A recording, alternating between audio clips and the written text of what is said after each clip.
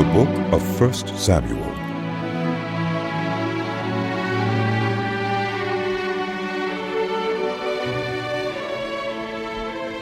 There was a certain man from Ramathaim, a Zuphite from the hill country of Ephraim, whose name was Elkanah, son of Jeroham, the son of Elihu, the son of Tohu, the son of Zuph, an Ephraimite. He had 2 wives.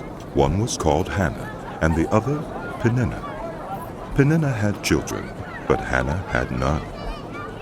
Year after year this man went up from his town to worship and sacrifice to the Lord Almighty at Shiloh, where Hophni and Phinehas, the 2 sons of Eli, were priests of the Lord. Whenever the day came for Elkanah to sacrifice, he would give portions of the meat to his wife Peninnah and to all her sons and daughters. But to Hannah he gave a double portion because he loved her, and the Lord had closed her womb. Because the Lord had closed Hannah's womb, her rival kept provoking her in order to irritate her. This went on year after year. Whenever Hannah went up to the house of the Lord, her rival provoked her till she wept and would not eat. Her husband, Elkanah, would say to her, "Hannah, why are you weeping? Why don't you eat? Why are you downhearted? Don't I mean more to you than 10 sons?" Once, when they had finished eating and drinking in Shiloh, Hannah stood up. Now Eli the priest was sitting on his chair by the doorpost of the Lord's house. In her deep anguish, Hannah prayed to the Lord, weeping bitterly, and she made a vow, saying, "Lord Almighty, if you will only look on your servant's misery and remember me, and not forget your servant, but give her a son, then I will give him to the Lord for all the days of his life, and no razor will ever be used on his head." As she kept on praying to the Lord, Eli observed her mouth. Hannah was praying in her heart, and her lips were moving, but her voice was not heard. Eli thought she was drunk and said to her, "How long are you going to stay drunk? Put away your wine." "Not so, my Lord. Hannah replied. I'm a woman who is deeply troubled. I've not been drinking wine or beer. I was pouring out my soul to the Lord. Do not take your servant for a wicked woman. I have been praying here out of my great anguish and grief." Eli answered, "Go in peace, and may the God of Israel grant you what you have asked of him." She said. "May your servant find favor in your eyes." Then she went her way and ate something, and her face was no longer downcast. Early the next morning, they arose and worshipped before the Lord, and then went back to their home at Ramah. Elkanah made love to his wife Hannah, and the Lord remembered her. So, in the course of time, Hannah became pregnant and gave birth to a son. She named him Samuel, saying, "Because I asked the Lord for him." When Elkanah went up with all his family to offer the annual sacrifice to the Lord and to fulfill his vow, Hannah did not go. She said to her husband, "After the boy is weaned, I will take him and present him before the Lord, and he will live there always." Do what seems best to you. Her husband Elkanah told her. Stay here until you have weaned him. Only may the Lord make good his word. So the woman stayed at home and nursed her son until she had weaned him. After he was weaned, she took the boy with her, young as he was, along with a 3-year-old bull, an ephah of flour, and a skin of wine, and brought him to the house of the Lord at Shiloh. When the bull had been sacrificed, they brought the boy to Eli, and she said to him, "Pardon me, my Lord. As surely as you live, I am the woman who stood here beside you praying to the Lord. I prayed for this child, and the Lord has granted me what I asked of him. So now I give him to the Lord. For his whole life he will be given over to the Lord." And he worshipped the Lord there. Then Hannah prayed and said, "My heart rejoices in the Lord. In the Lord my horn is lifted high. My mouth boasts over my enemies, for I delight in your deliverance. There's no one holy like the Lord. There's no one besides you. There's no rock like our God. Do not keep talking so proudly or let your mouth speak such arrogance, for the Lord is a God who knows, and by him deeds are weighed." The bows of the warriors are broken, but those who stumbled are armed with strength. Those who were full hired themselves out for food, but those who were hungry are hungry no more. She who is barren has borne 7 children, but she who has had many sons pines away. The Lord brings death and makes alive. He brings down to the grave and raises up. The Lord sends poverty and wealth. He humbles and he exalts. He raises the poor from the dust and lifts the needy from the ash heap. He seats them with princes and has them inherit a throne of honor. For the foundations of the earth are the Lord's. On them he has set the world.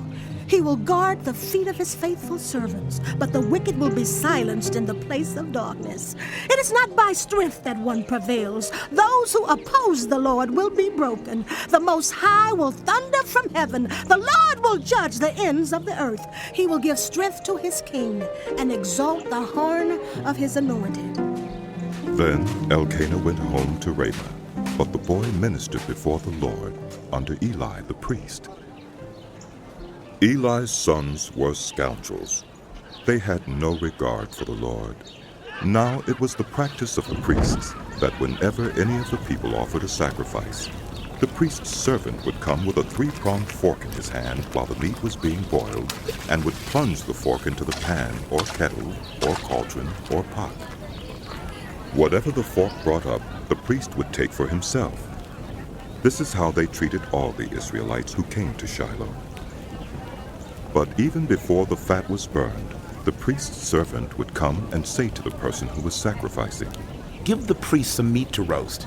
He won't accept boiled meat from you, but only raw." If the person said to him, "Let the fat be burned first, and then take whatever you want," the servant would answer, "No, hand it over now.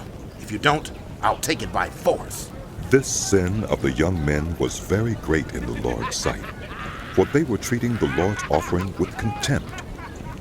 But Samuel was ministering before the Lord, a boy wearing a linen ephod. Each year his mother made him a little robe and took it to him when she went up with her husband to offer the annual sacrifice. Eli would bless Elkanah and his wife, saying, May the Lord give you children by this woman to take the place of the one she prayed for and gave to the Lord.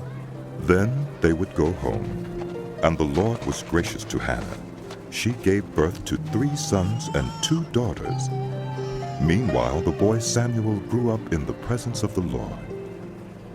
Now Eli, who was very old, heard about everything his sons were doing to all Israel, and how they slept with the women who served at the entrance to the tent of meeting. So he said to them, Why do you do such things? I hear from all the people about these wicked deeds of yours. No, my sons, the report I hear spreading among the Lord's people is not good. If anyone sins against another human being, God may mediate for the offender. But if anyone sins against the Lord, who will intercede for them? His sons, however, did not listen to their father's rebuke, for it was the Lord's will to put them to death. And the boy Samuel continued to grow in stature and in favor with the Lord and with people. Now a man of God came to Eli and said to him, This is what the Lord says. Did I not clearly reveal myself to the family of your ancestor when they were in Egypt under Pharaoh? I chose your ancestor out of all the tribes of Israel to be my priest, to go up to my altar, to burn incense, and to wear an ephod in my presence. I also gave your ancestors' family all the food offerings presented by the Israelites. Why do you scorn my sacrifice and offering that I prescribed for my dwelling? Why do you honor your sons more than me by fattening yourselves on the choice parts of every offering made by my people Israel? Therefore, the Lord, the God of Israel, declares, I promised that the members of your family would minister before me forever. But now the Lord declares, Far be it from me, those who honor me I will honor, but those who despise me will be disdained. The time is coming when I will cut short your strength and the strength of the members of your family, so that no one in it will reach old age, and you will see distress in my dwelling. Although good will be done to Israel, no one in your family line will ever reach old age.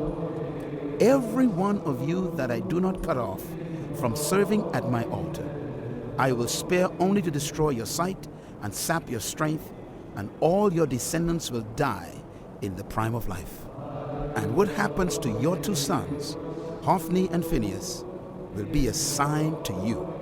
They will both die on the same day. I will raise up for myself a faithful priest who will do according to what is in my heart and mind. I will firmly establish his family line, and he will minister before my anointed one always.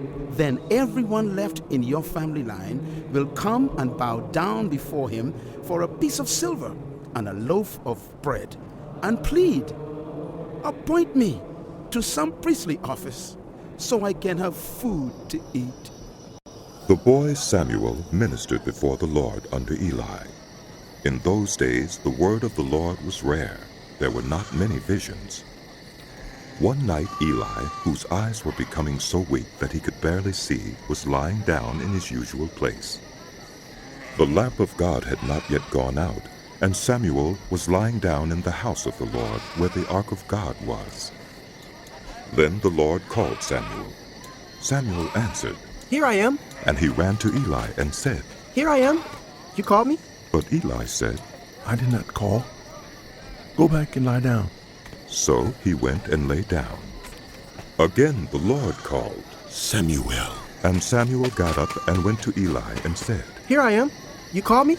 My son, Eli said, I did not call. Go back and lie down. Now Samuel did not yet know the Lord. The word of the Lord had not yet been revealed to him. A third time the Lord called, Samuel. and Samuel got up and went to Eli and said, Here I am. You called me. Then Eli realized that the Lord was calling the boy. So Eli told Samuel, Go and lie down. And if he calls you, say, Speak, Lord, for your servant is listening. So Samuel went and lay down in his place. The Lord came and stood there, calling as at the other times. Samuel. Samuel. Then Samuel said, Speak, for your servant is listening. and the Lord said to Samuel, See, I am about to do something in Israel that will make the ears of everyone who hears about it tingle. At that time, I will carry out against Eli everything I spoke against his family, from beginning to end. For I told him that I would judge his family forever because of the sin he knew about. His sons blasphemed God, and he failed to restrain them. Therefore, I swore to the house of Eli, the guilt of Eli's house will never be atoned for by sacrifice or offering. Samuel lay down until morning, and then opened the doors of the house of the Lord. He was afraid to tell Eli the vision, but Eli called him and said, Samuel, my son, Samuel answered. Here I am.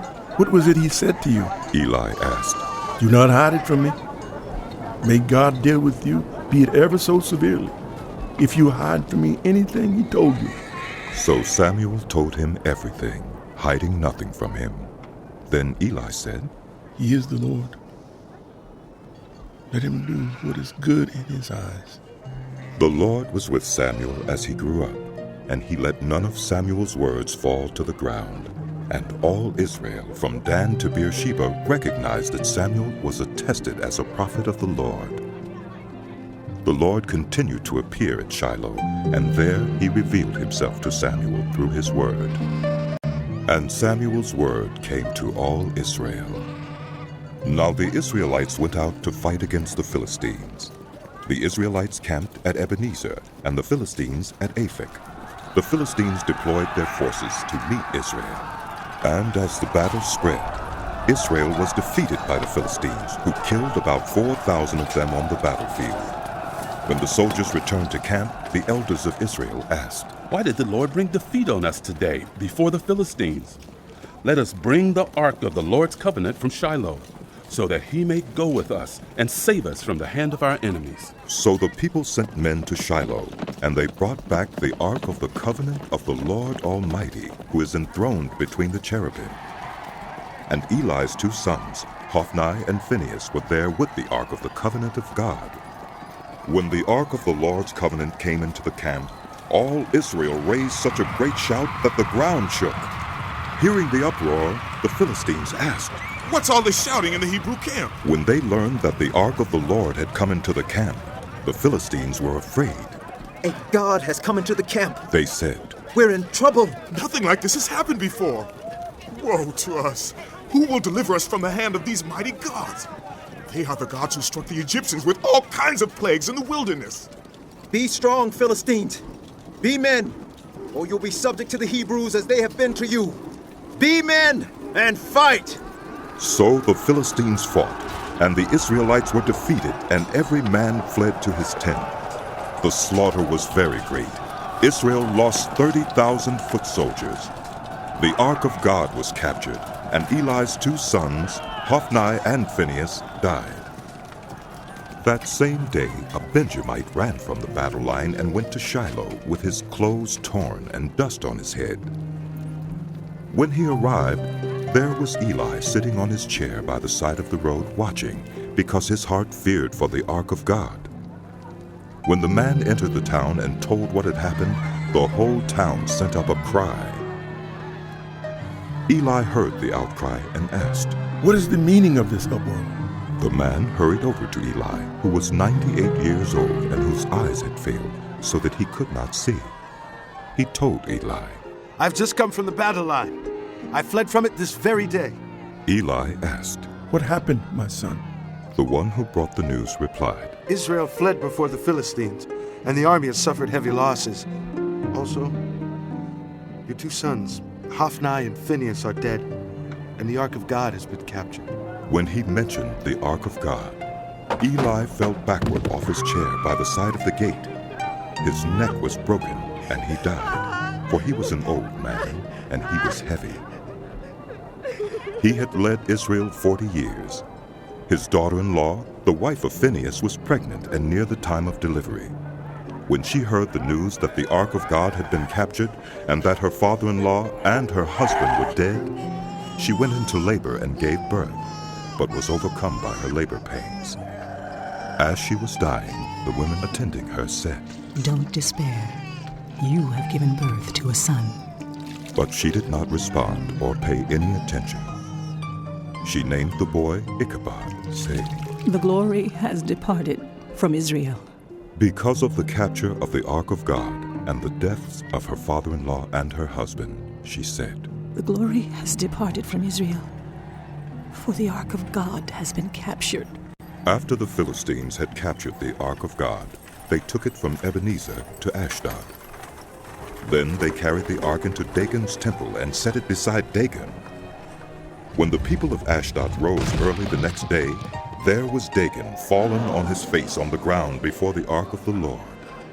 They took Dagon and put him back in his place. But the following morning when they rose, there was Dagon fallen on his face on the ground before the ark of the Lord. His head and hands had been broken off and were lying on the threshold. Only his body remained.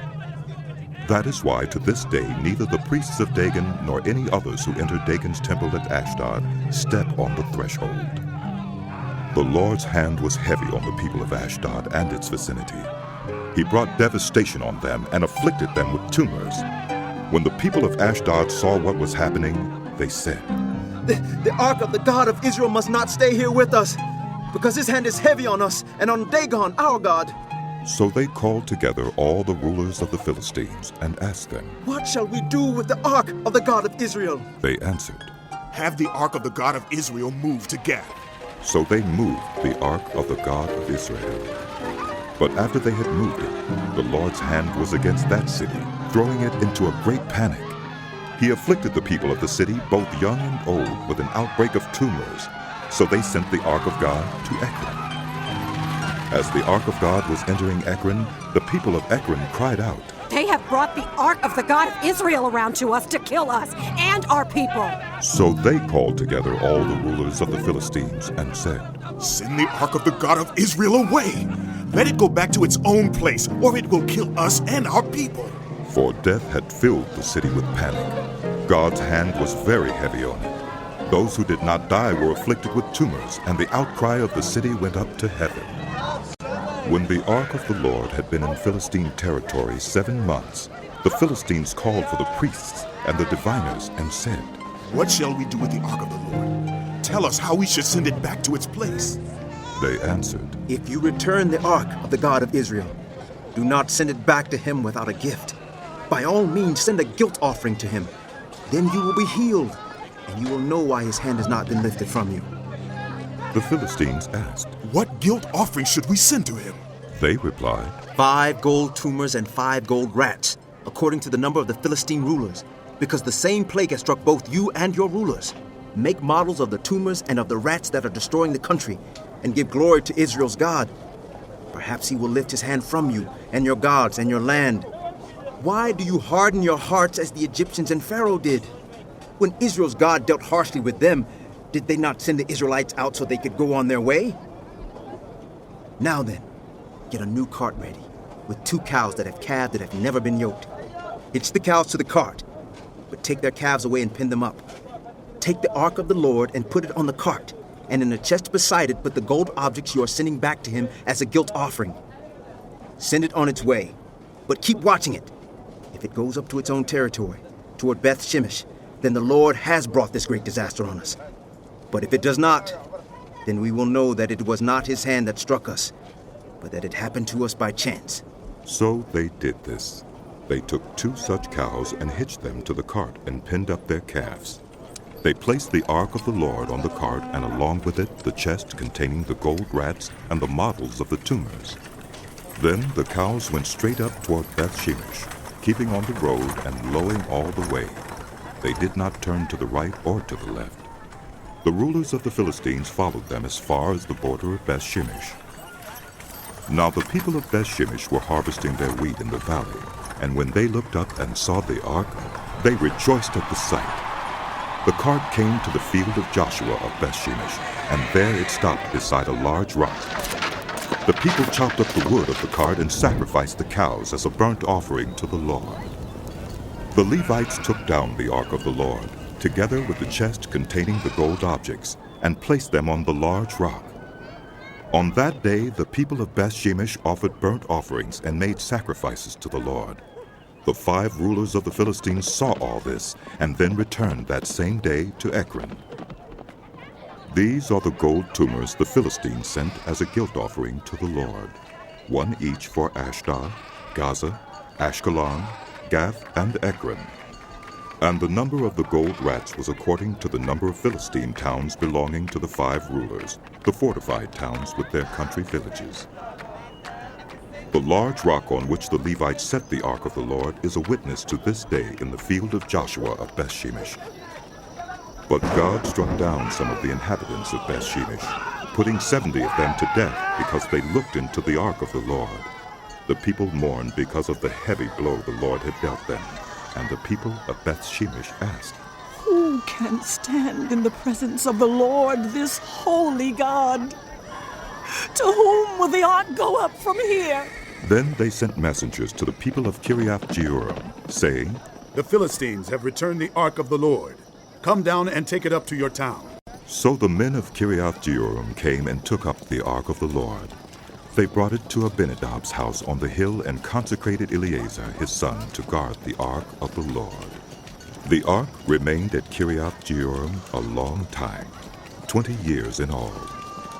Then all the people of Israel turned back to the Lord. So Samuel said to the whole house of Israel, If you are returning to the Lord with all your hearts, then rid yourselves of the foreign gods and the Ashtoreths, and commit yourselves to the Lord and serve him only. And he will deliver you out of the hand of the Philistines. So the Israelites put away their Baals and Ashtoreths and served the Lord only. Then Samuel said, Assemble all Israel at Mizpah, and I will intercede with the Lord for you. When they had assembled at Mizpah, they drew water and poured it out before the Lord. On that day they fasted, and there they confessed, "We have sinned against the Lord." Now Samuel was serving as leader of Israel at Mizpah. When the Philistines heard that Israel had assembled at Mizpah, the rulers of the Philistines came up to attack them. When the Israelites heard of it, they were afraid because of the Philistines.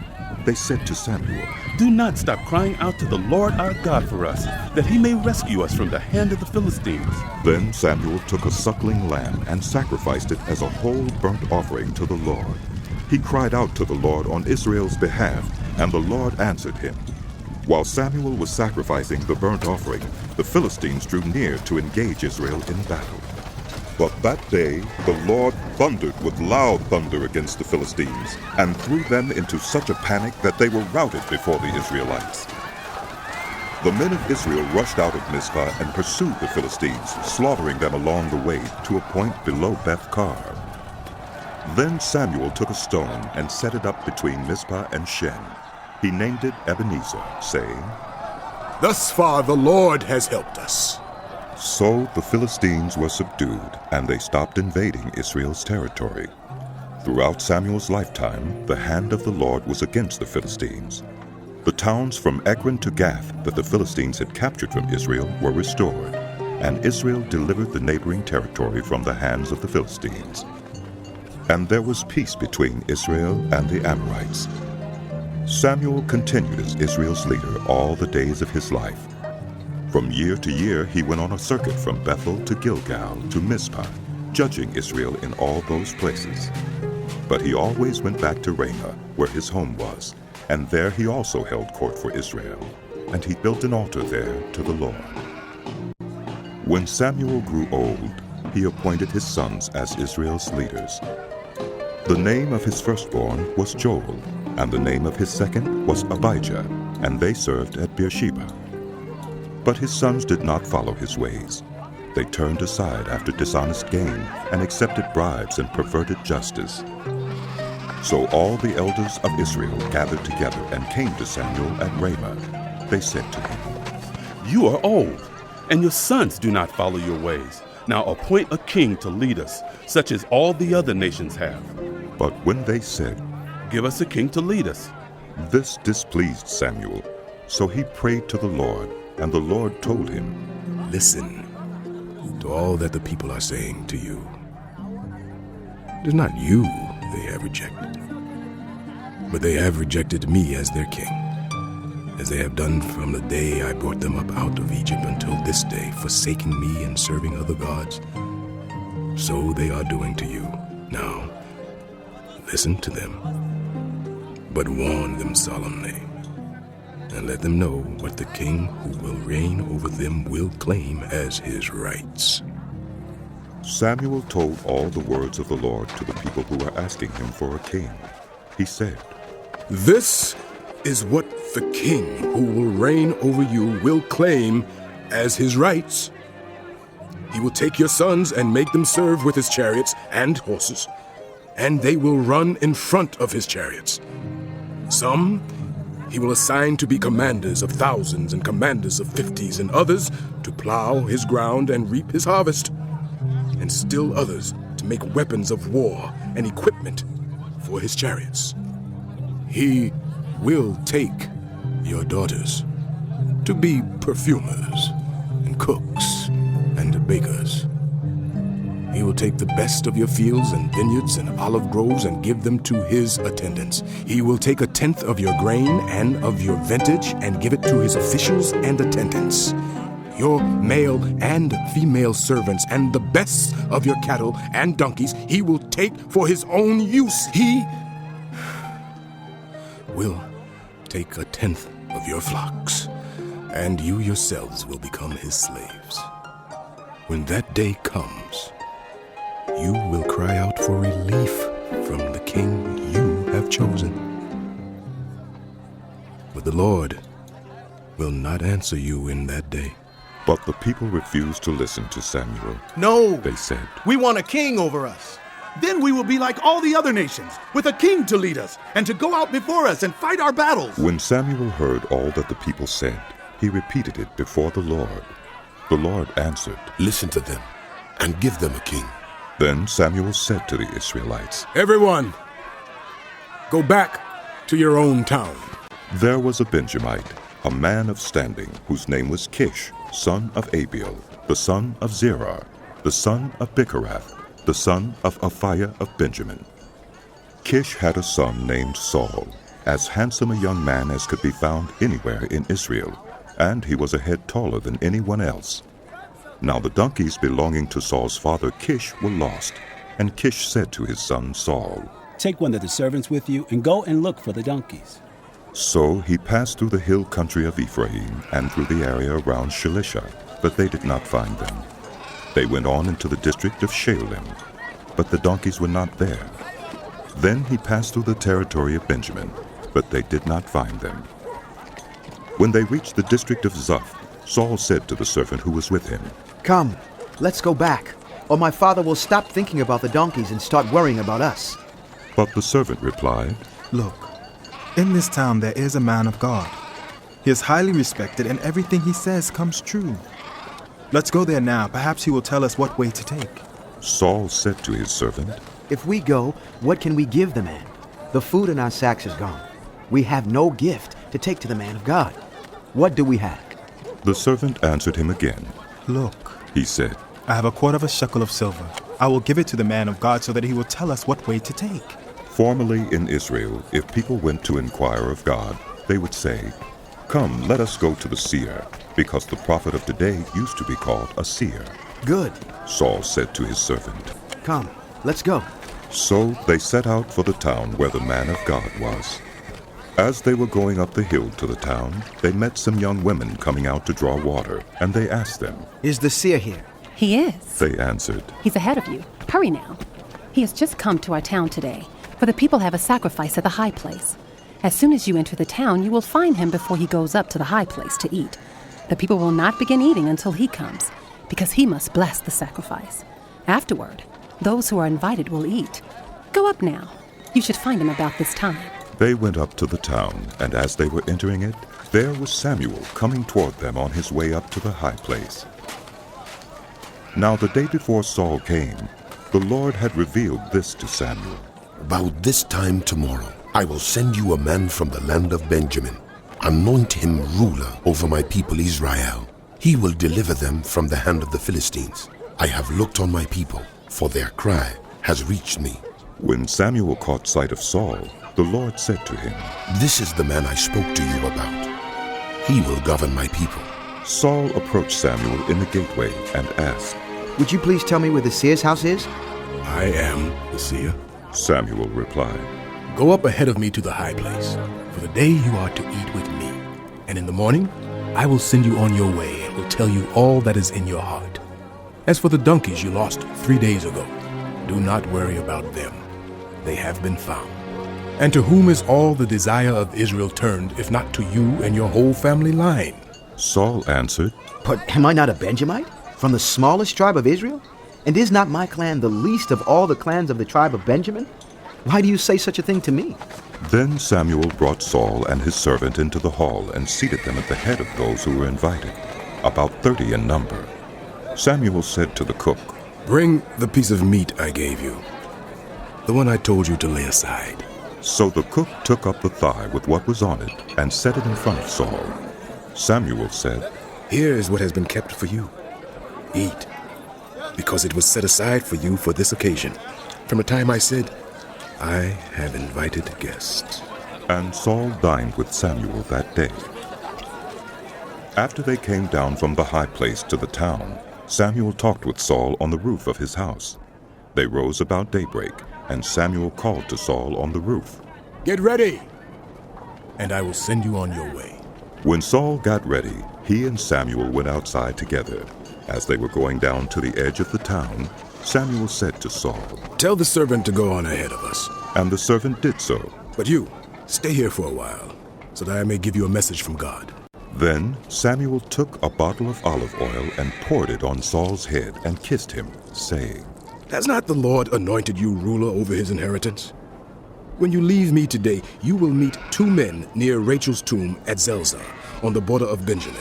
They will say to you, The donkeys you set out to look for have been found, and now your father has stopped thinking about them and is worried about you. He is asking, "What shall I do about my son?" Then you will go on from there until you reach the great tree of Tabor. 3 men going up to God at Bethel will meet you there. One will be carrying 3 young goats, another 3 loaves of bread, and another a skin of wine. They will greet you and offer you 2 loaves of bread, which you will accept from them. After that, you will go to Gibeah of God, where there's a Philistine outpost. As you approach the town, you will meet a procession of prophets coming down from the high place with lyres, timbrels, pipes, and harps being played before them, and they will be prophesying. The Spirit of the Lord will come on you in power, and you will prophesy with them, and you will be changed into a different person. Once these signs are fulfilled, do whatever your hand finds to do, for God is with you. Go down ahead of me to Gilgal. I will surely come down to you to sacrifice burnt offerings and fellowship offerings. But you must wait 7 days until I come to you and tell you what you are to do. As Saul turned to leave Samuel, God changed Saul's heart, and all these signs were fulfilled that day. When he and his servant arrived at Gibeah, a procession of prophets met him. The Spirit of God came on him in power, and he joined in their prophesying. When all those who had formerly known him saw him prophesying with the prophets, they asked each other, "What is this that has happened to the son of Kish? Is Saul also among the prophets?" A man who lived there answered, "And who is their father?" So it became a saying, "Is Saul also among the prophets?" After Saul stopped prophesying, he went to the high place. Now Saul's uncle asked him and his servant, "Where have you been?" "Looking for the donkeys," he said. "But when we saw they were not to be found, we went to Samuel." Saul's uncle said, "Tell me what Samuel said to you." Saul replied, "He assured us that the donkeys had been found." But he did not tell his uncle what Samuel had said about the kingship. Samuel summoned the people of Israel to the Lord at Mizpah and said to them, "This is what the Lord, the God of Israel, says. I brought Israel up out of Egypt, and I delivered you from the power of Egypt and all the kingdoms that oppressed you. But you have now rejected your God, who saves you out of all your disasters and calamities. And you have said, 'No, appoint a king over us.' So now, present yourselves before the Lord by your tribes and clans." When Samuel had all Israel come forward by tribes, the tribe of Benjamin was taken by lot. Then he brought forward the tribe of Benjamin clan by clan, and Natri's clan was taken. Finally Saul, son of Kish, was taken, but when they looked for him, he was not to be found. So they inquired further of the Lord. "Has the man come here yet?" And the Lord said, "Yes. He has hidden himself among the suppliers." They ran and brought him out, and as he stood among the people, he was a head taller than any of the others.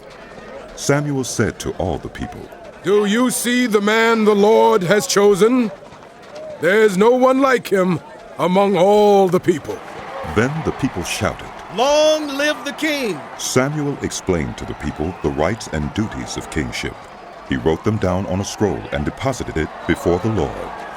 Then Samuel dismissed the people to go to their own homes. Saul also went to his home in Gibeah, accompanied by valiant men whose hearts God had touched.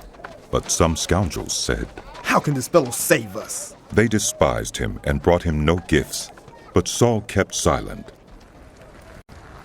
Nahash the Ammonite went up and besieged Jabesh-Gilead, and all the men of Jabesh said to him, "Make a treaty with us, and we will be subject to you." But Nahash the Ammonite replied, "I will make a treaty with you, only on the condition that I gouge out the right eye of every one of you, and so bring disgrace on all Israel." The elders of Jabesh said to him, "Give us 7 days so we can send messengers throughout Israel. And if no one comes to rescue us, we will surrender to you." When the messengers came to Gibeah of Saul and reported these terms to the people, they all wept aloud. Just then Saul was returning from the fields behind his oxen, and he asked, What is wrong with everyone? Why are they weeping? Then they repeated to him what the men of Jabesh had said. When Saul heard their words, the Spirit of God came on him in power, and he burned with anger. He took a pair of oxen, cut them into pieces, and sent the pieces by messengers throughout Israel, proclaiming, "This is what will be done to the oxen of anyone who does not follow Saul and Samuel." Then the terror of the Lord fell on the people, and they turned out with one accord. When Saul mustered them at Bezek, the men of Israel numbered 300,000, and those of Judah 30,000. They told the messengers who had come, "Say to the men of Jabesh Gilead, by the time the sun is hot tomorrow, you will be rescued." When the messengers went and reported this to the men of Jabesh, they were elated. They said to the Ammonites, "Tomorrow we will surrender to you, and you can do to us whatever you like." The next day, Saul separated his men into 3 divisions. During the last watch of the night, they broke into the camp of the Ammonites and slaughtered them until the heat of the day. Those who survived were scattered, so that no 2 of them were left together. The people then said to Samuel, "Who was it that asked, 'Shall Saul reign over us?' Turn these men over to us so that we may put them to death." But Saul said, "No one will be put to death today, for this day the Lord has rescued Israel." Then Samuel said to the people, "Come, let us go to Gilgal and there renew the kingship." So all the people went to Gilgal and made Saul king in the presence of the Lord. There they sacrificed fellowship offerings before the Lord, and Saul and all the Israelites held a great celebration. Samuel said to all Israel, "I have listened to everything you said to me and have set a king over you. Now you have a king as your leader. As for me, I am old and gray, and my sons are here with you. I have been your leader from my youth until this day. Here I stand. Testify against me in the presence of the Lord and his anointed. Whose ox have I taken? Whose donkey have I taken? Whom have I cheated? Whom have I oppressed? From whose hand have I accepted a bribe to make me shut my eyes?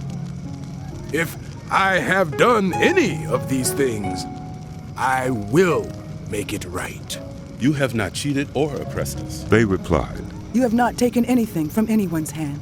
Samuel said to them, "The Lord is witness against you, and also his anointed is witness this day that you have not found anything in my hand." "We agree," they said. Then Samuel said to the people, "It is the Lord who appointed Moses and Aaron and brought your ancestors up out of Egypt. Now then, stand here, because I am going to confront you with evidence before the Lord as to all the righteous acts performed by the Lord for you and your ancestors. After Jacob entered Egypt, they cried to the Lord for help. And the Lord sent Moses and Aaron, who brought your ancestors out of Egypt and settled them in this place. But they forgot the Lord their God. So he sold them into the hand of Sisera, the commander of the army of Hazor, and into the hands of the Philistines and the king of Moab, who fought against them. They cried out to the Lord and said, 'We have sinned. We have forsaken the Lord and served the Baals and the Ashtoreths. But now deliver us from the hands of our enemies, and we will serve you.' Then the Lord sent Jerubbaal, Barak, Jephthah, and Samuel, and he delivered you from the hands of your enemies all around you, so that you lived in safety. But when you saw that Nahash, king of the Ammonites, was moving against you, you said to me, 'No, we want a king to rule over us,' even though the Lord your God was your king. Now, here is the king you have chosen, the one you asked for. See, the Lord has set a king over you. If you fear the Lord and serve and obey him and do not rebel against his commands, And if both you and the king who reigns over you follow the Lord your God, good. But if you do not obey the Lord, and if you rebel against his commands, his hand will be against you as it was against your ancestors. Now then, stand still and see this great thing the Lord is about to do before your eyes. Is it not wheat harvest now? I will call on the Lord to send thunder and rain. And you will realize what an evil thing you did in the eyes of the Lord when you asked for a king. Then Samuel called on the Lord, and that same day the Lord sent thunder and rain. So all the people stood in awe of the Lord and of Samuel. The people all said to Samuel, Pray to the Lord your God for your servants, so that we will not die, for we have added to all our other sins the evil of asking for a king. Do not be afraid, Samuel replied.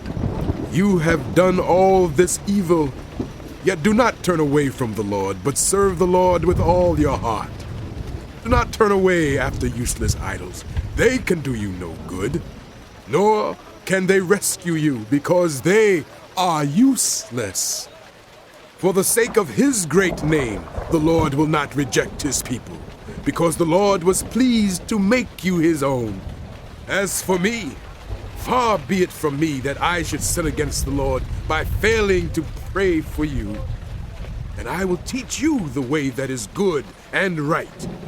But be sure to fear the Lord and serve him faithfully with all your heart. Consider what great things he has done for you. Yet, if you persist in doing evil, both you and your king will perish. Saul was 30 years old when he became king, and he reigned over Israel 42 years. Saul chose 3,000 men from Israel. 2,000 were with him at Michmash and in the hill country of Bethel, and 1,000 were with Jonathan at Gibeah in Benjamin. The rest he sent back to their homes. Jonathan attacked the Philistine outpost at Gibeah, and the Philistines heard about it. Then Saul had the trumpet blown throughout the land and said, Let the Hebrews hear! So all Israel heard the news. Saul has attacked the Philistine outpost. And now Israel has become obnoxious to the Philistines. And the people were summoned to join Saul at Gilgal. The Philistines assembled to fight Israel with 3,000 chariots, 6,000 charioteers, and soldiers as numerous as the sand on the seashore. They went up and camped at Michmash, east of Bethaven. When the Israelites saw that their situation was critical and that their army was hard-pressed, they hid in caves and thickets among the rocks and in pits and cisterns. Some Hebrews even crossed the Jordan to the land of Gad and Gilead. Saul remained at Gilgal, and all the troops with him were quaking with fear. He waited 7 days, the time set by Samuel. But Samuel did not come to Gilgal, and Saul's men began to scatter. So he said, Bring me the burnt offering and the fellowship offerings. And Saul offered up the burnt offering. Just as he finished making the offering, Samuel arrived, and Saul went out to greet him. What have you done? Asked Samuel. Saul replied, When I saw that the men were scattering, and that you did not come at the set time, and that the Philistines were assembling at Michmash, I thought, now the Philistines will come down against me at Gilgal, and I have not sought the Lord's favor. So I felt compelled to offer the burnt offering. You have done a foolish thing, Samuel said. You have not kept the command the Lord your God gave you. If you had, he would have established your kingdom over Israel for all time. But now your kingdom will not endure. The Lord has sought out a man after his own heart and appointed him ruler of his people, because you have not kept the Lord's command. Then Samuel left Gilgal and went up to Gibeah in Benjamin. And Saul counted the men who were with him. They numbered about 600. Saul and his son Jonathan and the men with them were staying in Gibeah in Benjamin, while the Philistines camped at Michmash. Raiding parties went out from the Philistine camp in 3 detachments. One turned toward Ophrah in the vicinity of Shul, another toward Beth-horon, and the third toward the borderland overlooking the valley of Zeboim, facing the wilderness. Not a blacksmith could be found in the whole land of Israel, because the Philistines had said, "Otherwise the Hebrews will make swords or spears." So all Israel went down to the Philistines to have their plow points, mattocks, axes, and sickles sharpened. The price was 2/3 of a shekel for sharpening plow points and mattocks, and 1/3 of a shekel for sharpening forks and axes and for repointing goads. So on the day of the battle, not a soldier with Saul and Jonathan had a sword or spear in his hand. Only Saul and his son Jonathan had them. Now a detachment of Philistines had gone out to the pass at Michmash. One day, Jonathan, son of Saul, said to his young armor-bearer, "Come, let's go over to the Philistine outpost on the other side." But he did not tell his father. Saul was staying on the outskirts of Gibeah under a pomegranate tree in Migron. With him were about 600 men, among whom was Ahijah, who was wearing an ephod. He was a son of Ichabod's brother, Ahitub, son of Phinehas, the son of Eli, the Lord's priest in Shiloh. No one was aware that Jonathan had left. On each side of the pass that Jonathan intended to cross to reach the Philistine outpost was a cliff. One was called Bozez, and the other Seneh. One cliff stood to the north toward Michmash, the other to the south toward Geba. Jonathan said to his young armor-bearer, "Come, let's go over to the outposts of those uncircumcised fellows. Perhaps the Lord will act in our behalf. Nothing can hinder the Lord from saving, whether by many or by few." "Do all that you have in mind," his armor-bearer said. "Go ahead. I am with you, heart and soul." Jonathan said, "Come on then. We will cross over toward them and let them see us. If they say to us, 'Wait there till we come to you,' we will stay where we are and not go up to them. But if they say, 'Come up to us,' we will climb up, because that will be our sign that the Lord has given them into our hands." So both of them showed themselves to the Philistine outpost.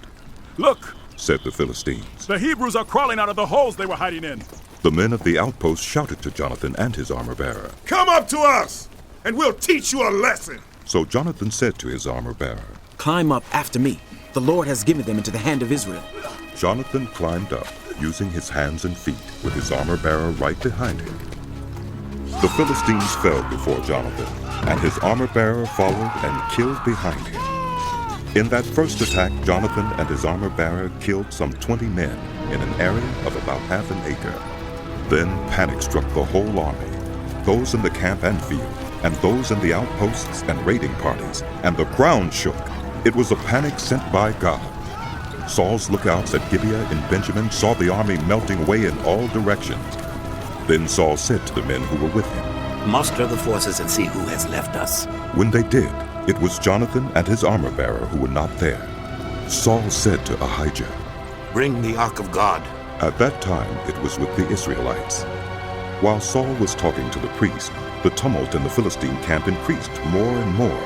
So Saul said to the priest, "Withdraw your hand." Then Saul and all his men assembled and went to the battle. They found the Philistines in total confusion, striking each other with their swords. Those Hebrews who had previously been with the Philistines and had gone up with them to their camp went over to the Israelites who were with Saul and Jonathan. When all the Israelites who had hidden in the hill country of Ephraim heard that the Philistines were on the run, they joined the battle in hot pursuit. So on that day, the Lord saved Israel, and the battle moved on beyond Beth-aven. Now the Israelites were in distress that day, because Saul had bound the people under an oath, saying, "Curse be anyone who eats food before evening comes, before I have avenged myself on my enemies." So none of the troops tasted food. The entire army entered the woods, and there was honey on the ground. When they went into the woods, they saw the honey oozing out, yet no one put his hand to his mouth, because they feared the oath. But Jonathan had not heard that his father had bound the people with the oath, so he reached out the end of the staff that was in his hand and dipped it into the honeycomb. He raised his hand to his mouth, and his eyes brightened. Then one of the soldiers told him, Your father bound the army under a strict oath, saying, Cursed be anyone who eats food today. That is why the men are faint. Jonathan said, My father has made trouble for the country. See how my eyes brightened when I tasted a little of this honey? How much better it would have been if the men had eaten today some of the plunder they took from their enemies.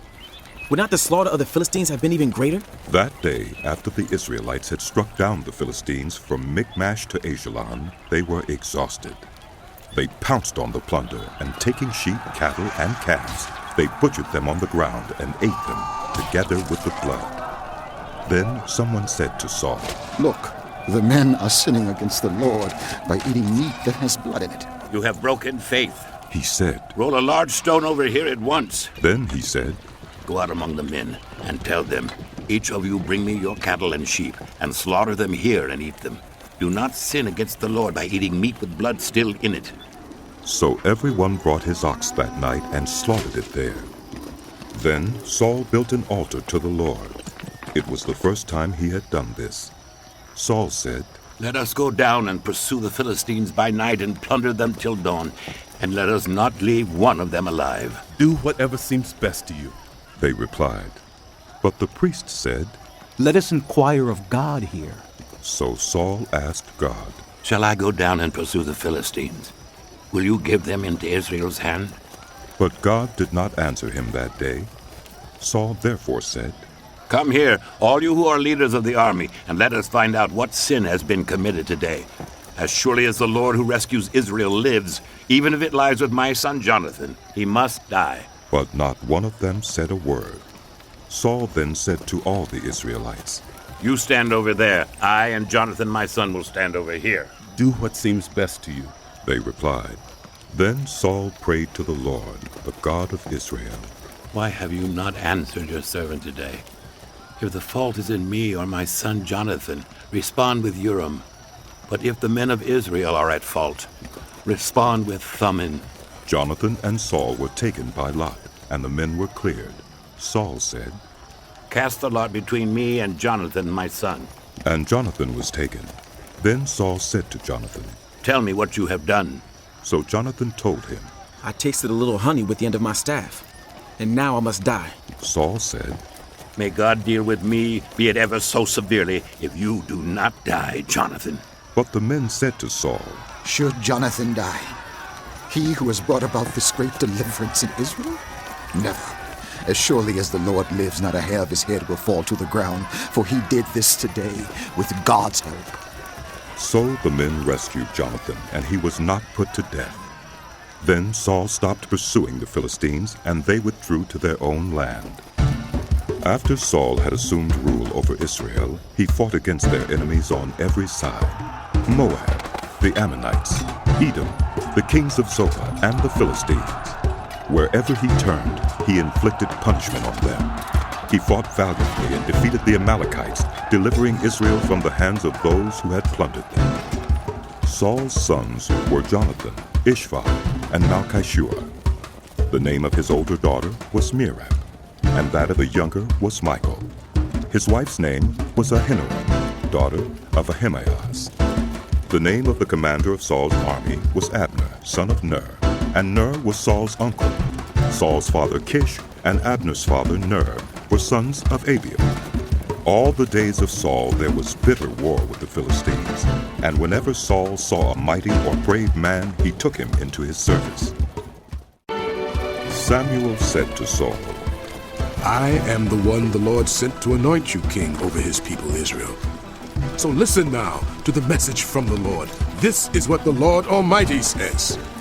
I will punish the Amalekites for what they did to Israel when they waylaid them as they came up from Egypt. Now, go attack the Amalekites and totally destroy all that belongs to them. Do not spare them. Put to death men and women, children and infants, cattle and sheep, camels and donkeys. So Saul summoned the men and mustered them at Tulaim, 200,000 foot soldiers and 10,000 from Judah. Saul went to the city of Amalek and set an ambush in the ravine. Then he said to the Kenites, Go away, leave the Amalekites so that I do not destroy you along with them, for you showed kindness to all the Israelites when they came up out of Egypt. So the Kenites moved away from the Amalekites. Then Saul attacked the Amalekites all the way from Havilah to Shur, near the eastern border of Egypt. He took Agag, king of the Amalekites, alive, and all his people he totally destroyed with the sword. But Saul and the army spared Agag and the best of the sheep and cattle, the fat calves and lambs, everything that was good. These they were unwilling to destroy completely, but everything that was despised and weak they totally destroyed. Then the word of the Lord came to Samuel. I regret that I have made Saul king, because he has turned away from me and has not carried out my instructions. Samuel was angry, and he cried out to the Lord all that night. Early in the morning Samuel got up and went to meet Saul, but he was told, Saul has gone to Carmel. There he has set up a monument in his own honor and has turned and gone on down to Gilgal. When Samuel reached him, Saul said, The Lord bless you. I have carried out the Lord's instructions. But Samuel said, What then is this bleating of sheep in my ears? What is this lowing of cattle that I hear? Saul answered, The soldiers brought them from the Amalekites. They spared the best of the sheep and cattle to sacrifice to the Lord your God, but we totally destroyed the rest. Enough! Samuel said to Saul, Let me tell you what the Lord said to me last night. Tell me. Saul replied. Samuel said, Although you were once small in your own eyes, did you not become the head of the tribes of Israel? The Lord anointed you king over Israel, and he sent you on a mission saying, Go and completely destroy those wicked people, the Amalekites. Make war on them until you have wiped them out. Why did you not obey the Lord? Why did you pounce on the plunder and do evil in the eyes of the Lord? But I did obey the Lord. Saul said, I went on the mission the Lord assigned me. I completely destroyed the Amalekites and brought back Agag, their king. The soldiers took sheep and cattle from the plunder, the best of what was devoted to God, in order to sacrifice them to the Lord your God at Gilgal. But Samuel replied, Does the Lord delight in burnt offerings and sacrifices as much as in obeying the Lord? To obey is better than sacrifice, and to heed is better than the fat of rams. For rebellion is like the sin of divination, and arrogance like the evil of idolatry. Because you have rejected the word of the Lord, he has rejected you as king. Then Saul said to Samuel, I have sinned. I violated the Lord's command and your instructions. I was afraid of the men, and so I gave in to them. Now I beg you, forgive my sin and come back with me so that I may worship the Lord. But Samuel said to him, I will not go back with you. You have rejected the word of the Lord, and the Lord has rejected you as king over Israel. As Samuel turned to leave, Saul caught hold of the hem of his robe, and it tore. Samuel said to him, The Lord has torn the kingdom of Israel from you today, and has given it to one of your neighbors, to one better than you. He who is the glory of Israel does not lie or change his mind, for he is not a human being that he should change his mind. Saul replied, I have sinned, but please honor me before the elders of my people and before Israel. Come back with me so that I may worship the Lord your God. So Samuel went back with Saul, and Saul worshipped the Lord. Then Samuel said, Bring me Agag, king of the Amalekites. Agag came to him in chains, and he thought, Surely the bitterness of death is past. But Samuel said, As your sword has made women childless, so will your mother be childless among women. And Samuel put Agag to death before the Lord at Gilgal. Then Samuel left for Ramah, but Saul went up to his home in Gibeah of Saul. Until the day Samuel died, he did not go to see Saul again, though Samuel mourned for him. And the Lord regretted that he had made Saul king over Israel. The Lord said to Samuel, How long will you mourn for Saul, since I have rejected him as king over Israel? Fill your horn with oil, and be on your way. I am sending you to Jesse of Bethlehem. I have chosen one of his sons to be king. But Samuel said, How can I go? If Saul hears about it, he will kill me. The Lord said, Take a heifer with you, and say, I have come to sacrifice to the Lord. Invite Jesse to the sacrifice, and I will show you what to do. You are to anoint for me the one I indicate. Samuel did what the Lord said. When he arrived at Bethlehem, the elders of the town trembled when they met him. They asked, Do you come in peace? Samuel replied, Yes, in peace. I have come to sacrifice to the Lord. Consecrate yourselves and come to the sacrifice with me. Then he consecrated Jesse and his sons and invited them to the sacrifice. When they arrived, Samuel saw Eliab and thought, Surely the Lord's anointed stands here before the Lord. But the Lord said to Samuel, Do not consider his appearance or his height, for I have rejected him. The Lord does not look at the things human beings look at. People look at the outward appearance, but the Lord looks at the heart. Then Jesse called Abinadab and had him pass in front of Samuel. But Samuel said, The Lord has not chosen this one either. Jesse then had Shammah pass by. But Samuel said, Nor has the Lord chosen this one. Jesse had 7 of his sons pass before Samuel. But Samuel said to him, The Lord has not chosen these. So he asked Jesse, Are these all the sons you have? There is still the youngest.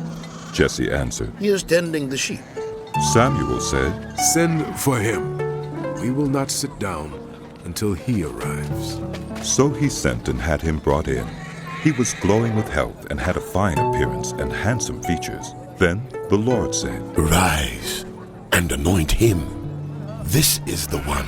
So Samuel took the horn of oil and anointed him in the presence of his brothers. And from that day on, the Spirit of the Lord came on David in power. Samuel then went to Ramah. Now the Spirit of the Lord had departed from Saul, and an evil spirit from the Lord tormented him. Saul's attendant said to him, See, an evil spirit from God is tormenting you. Let our Lord command his servants here to search for someone who can play the lyre. He will play when the evil spirit from God comes on you, and you will feel better. So Saul said to his attendants, Find someone who plays well, and bring him to me. One of the servants answered, I've seen a son of Jesse of Bethlehem who knows how to play the lyre. He is a brave man and a warrior. He speaks well and is a fine-looking man, and the Lord is with him. Then Saul sent messengers to Jesse and said, Send me your son David, who is with the sheep. So Jesse took a donkey loaded with bread, a skin of wine, and a young goat, and sent them with his son David to Saul. David came to Saul and entered his service. Saul liked him very much, and David became one of his armor-bearers. Then Saul sent word to Jesse, saying, Allow David to remain in my service, for I am pleased with him. Whenever the Spirit from God came on Saul, David would take up his lyre and play. Then relief would come to Saul. He would feel better, and the evil spirit would leave him. Now the Philistines gathered their forces for war and assembled at Socoh in Judah. They pitched camp at Ephes-Dammim between Socoh and Azekah. Saul and the Israelites assembled and camped in the valley of Elah and drew up their battle line to meet the Philistines. The Philistines occupied one hill and the Israelites another, with the valley between them. A champion named Goliath, who was from Gath, came out of the Philistine camp. His height was 6 cubits and a span. He had a bronze helmet on his head and wore a coat of scale armor of bronze, weighing 5,000 shekels. On his legs he wore bronze greaves, and a bronze javelin was slung on his back. His spear shaft was like a weaver's rod, and its iron point weighed 600 shekels. His shield bearer went ahead of him. Goliath stood and shouted to the ranks of Israel, Why do you come out and line up for battle? Am I not a Philistine?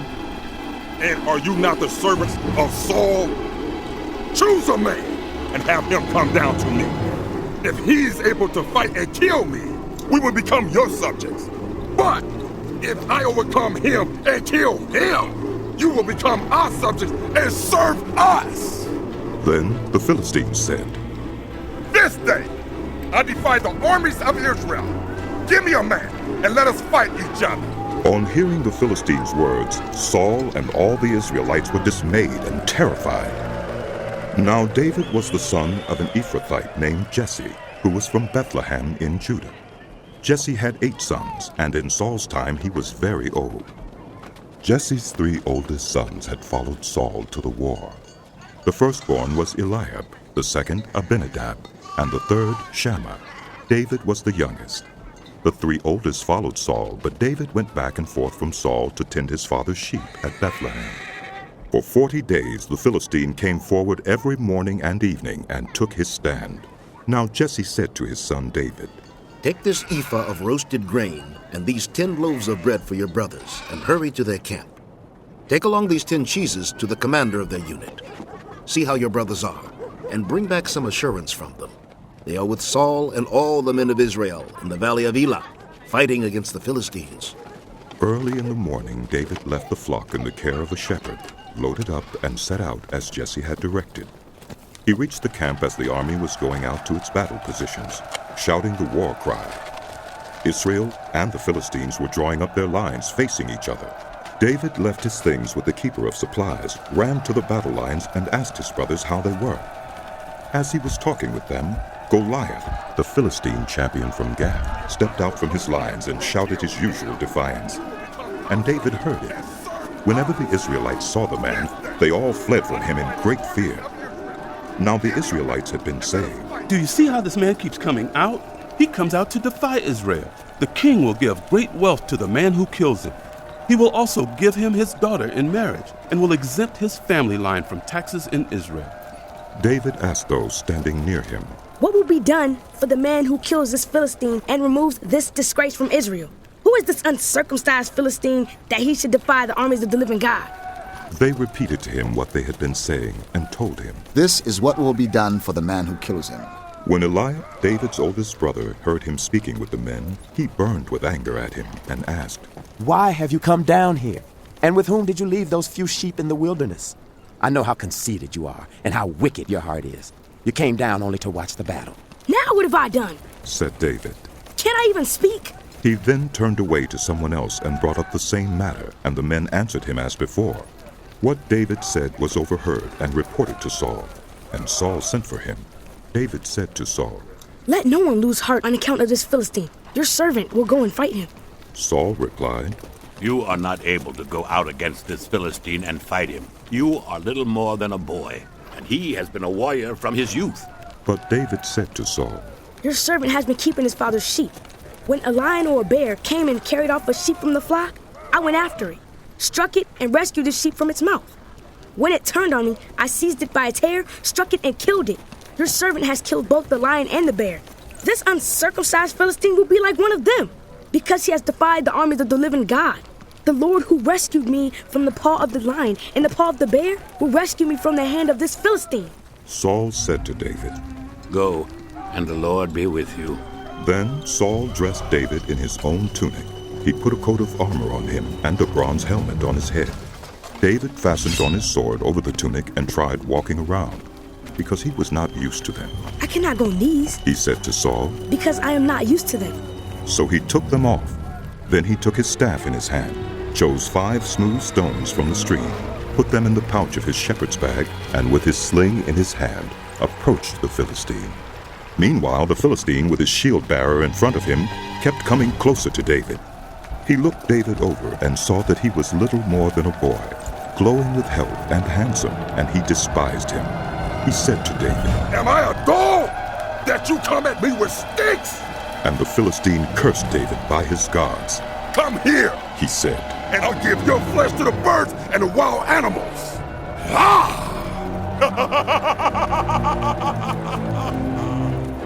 David said to the Philistine, "You come against me with sword and spear and javelin, but I come against you in the name of the Lord Almighty, the God of the armies of Israel, whom you have defied. This day the Lord will deliver you into my hands, and I'll strike you down and cut off your head. This very day I will give the carcasses of the Philistine army to the birds and the wild animals, and the whole world will know that there is a God in Israel. All those gathered here will know that it is not by sword or spear that the Lord saves, for the battle is the Lord's, and he will give all of you into our hands." As the Philistine moved closer to attack him, David ran quickly toward the battle line to meet him. Reaching into his bag and taking out a stone, he slung it and struck the Philistine on the forehead. The stone sank into his forehead, and he fell face down on the ground. So David triumphed over the Philistine with a sling and a stone. Without a sword in his hand, he struck down the Philistine and killed him. David ran and stood over him. He took hold of the Philistine's sword and drew it from the sheath. After he killed him, he cut off his head with the sword. When the Philistines saw that their hero was dead, they turned and ran. Then the men of Israel and Judah surged forward with a shout and pursued the Philistines to the entrance of Gath and to the gates of Ekron. Their dead were strewn along the Sheruaim road to Gath and Ekron. When the Israelites returned from chasing the Philistines, they plundered their camp. David took the Philistines' head and brought it to Jerusalem. He put the Philistines' weapons in his own tent. As Saul watched David going out to meet the Philistine, he said to Abner, commander of the army, Abner, whose son is that young man? Abner replied, As surely as you live, your majesty, I don't know. The king said, Find out whose son this young man is. As soon as David returned from killing the Philistine, Abner took him and brought him before Saul, with David still holding the Philistine's head. Whose son are you, young man? Saul asked him. David said, I am the son of your servant, Jesse of Bethlehem. After David had finished talking with Saul, Jonathan became one in spirit with David, and he loved him as himself. From that day, Saul kept David with him and did not let him return home to his family. And Jonathan made a covenant with David because he loved him as himself. Jonathan took off the robe he was wearing and gave it to David, along with his tunic and even his sword, his bow, and his belt. Whatever mission Saul sent him on, David was so successful that Saul gave him a high rank in the army. This pleased all the troops and Saul's officers as well. When the men were returning home after David had killed the Philistine, the women came out from all the towns of Israel to meet King Saul with singing and dancing, with joyful songs and with timbrels and lyres. As they danced, they sang, Saul has slain his thousands, and David his tens of thousands. Saul was very angry. This refrain displeased him greatly. They have credited David with tens of thousands, he thought, but me with only thousands. What more can he get but the kingdom? And from that time on, Saul kept a close eye on David. The next day, an evil spirit from God came forcefully on Saul. He was prophesying in his house while David was playing the lyre, as he usually did. Saul had a spear in his hand, and he hurled it, saying to himself, I'll pin David to the wall.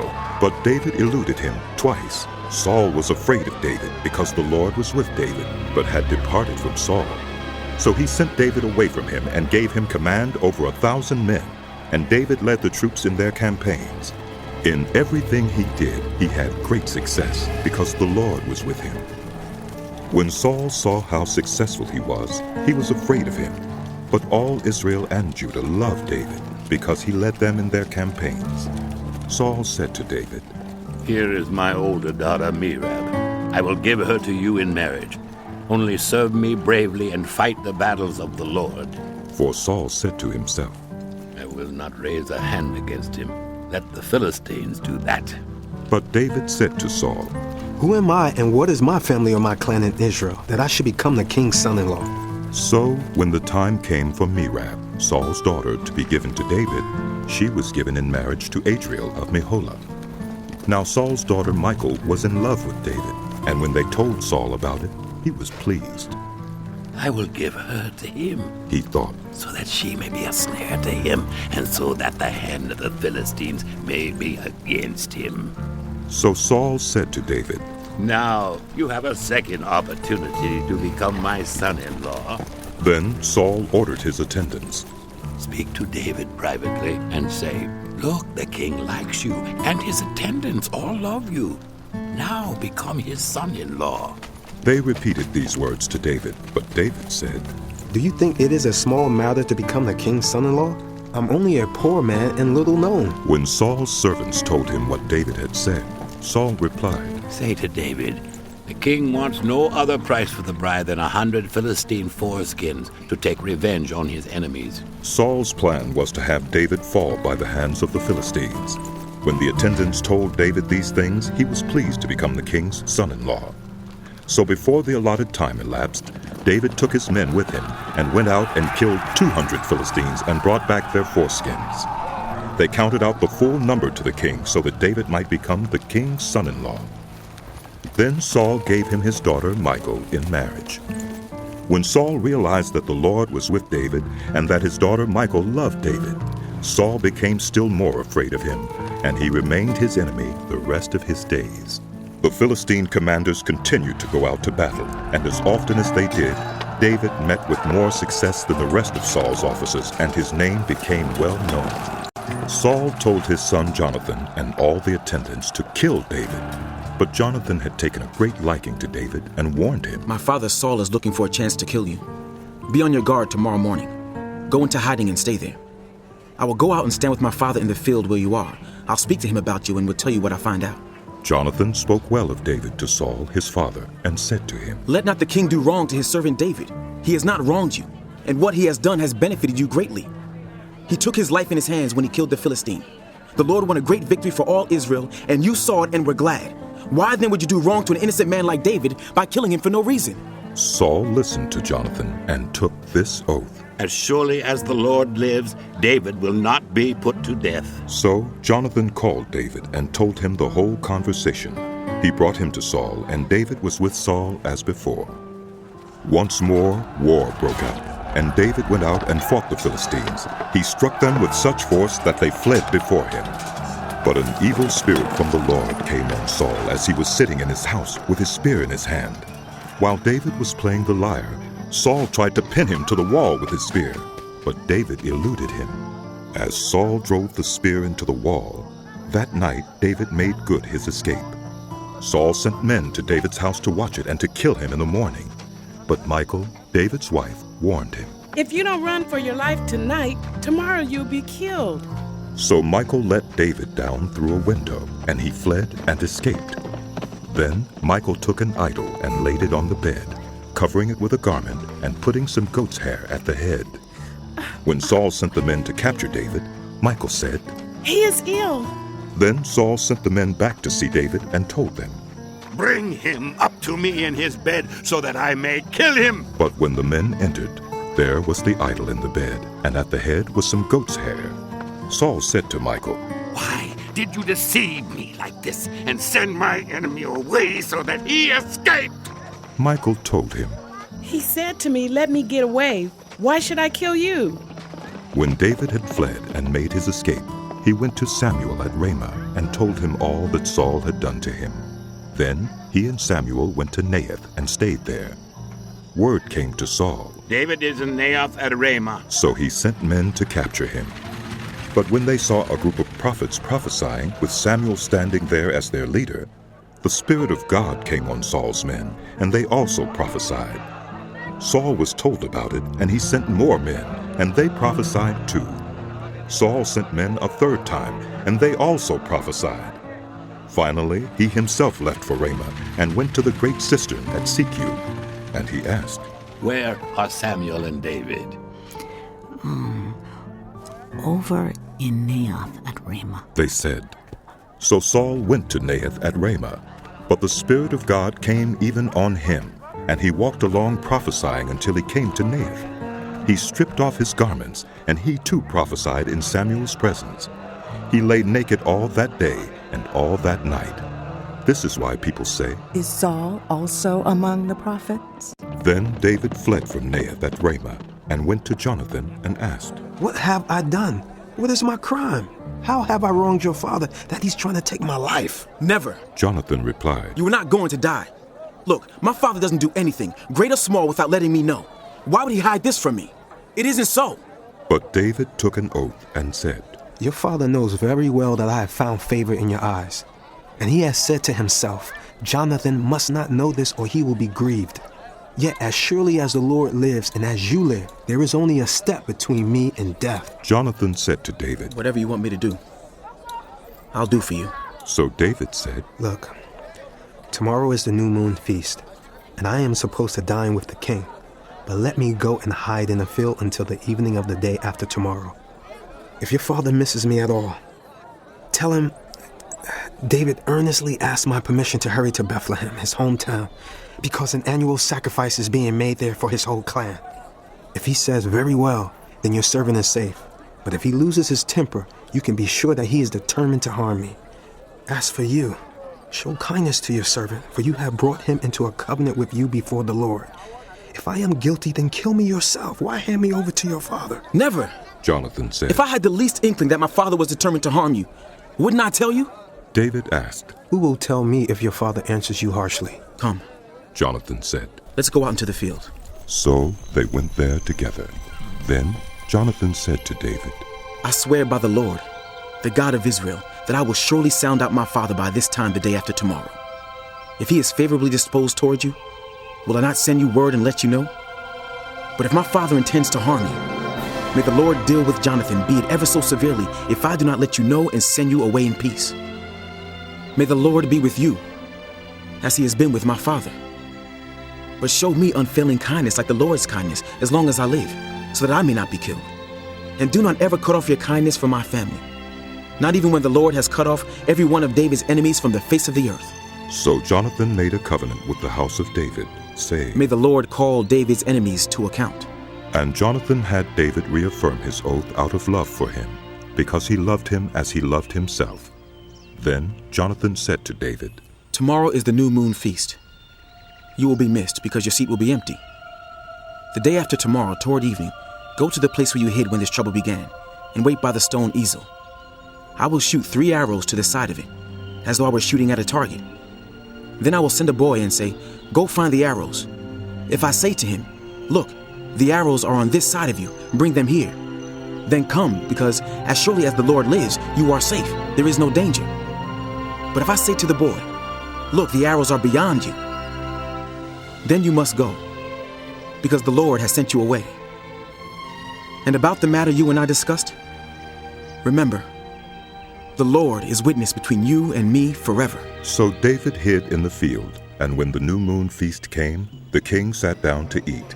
He sat in his customary place by the wall opposite Jonathan, and Abner sat next to Saul, but David's place was empty.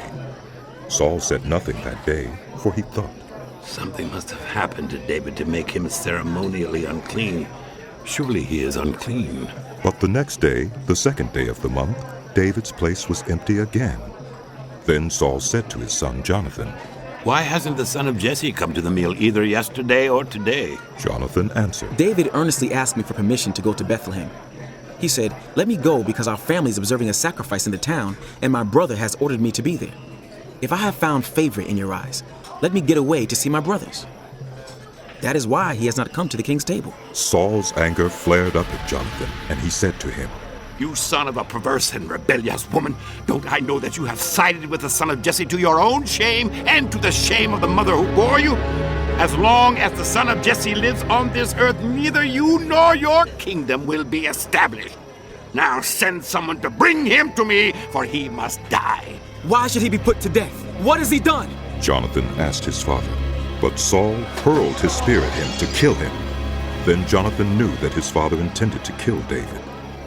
Jonathan got up from the table in fierce anger. On that second day of the feast he did not eat, because he was grieved at his father's shameful treatment of David. In the morning, Jonathan went out to the field for his meeting with David. He had a small boy with him, and he said to the boy, Run and find the arrows I shoot. As the boy ran, he shot an arrow beyond him. When the boy came to the place where Jonathan's arrow had fallen, Jonathan called out after him, Isn't the arrow beyond you? Then he shouted, Hurry, go quickly. Don't stop. The boy picked up the arrow and returned to his master. The boy knew nothing about all this. Only Jonathan and David knew. Then Jonathan gave his weapons to the boy and said, Go, carry them back to town. After the boy had gone, David got up from the south side of the stone and bowed down before Jonathan 3 times with his face to the ground. Then they kissed each other and wept together. But David wept the most. Jonathan said to David, Go in peace, for we have sworn friendship with each other in the name of the Lord. saying the Lord is witness between you and me, and between your descendants and my descendants, forever. Then David left, and Jonathan went back to the town. David went to Nob, to Ahimelech the priest. Ahimelech trembled when he met him, and asked, "Why are you alone? Why is no one with you?" David answered Ahimelech the priest, "The king sent me on a mission and said to me, 'No one is to know anything about the mission I'm sending you on. As for my men, I have told them to meet me at a certain place. Now then, what do you have on hand? Give me 5 loaves of bread or whatever you can find.' But the priest answered David, "I don't have any ordinary bread on hand. However, there is some consecrated bread here, provided the men have kept themselves from women." David replied, "Indeed, women have been kept from us, as usual whenever I set out. The men's bodies are holy even on missions that are not holy. How much more so today?"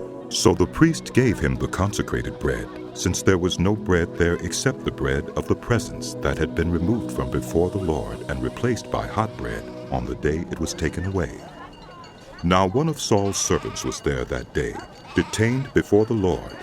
He was Doeg the Edomite, Saul's chief shepherd.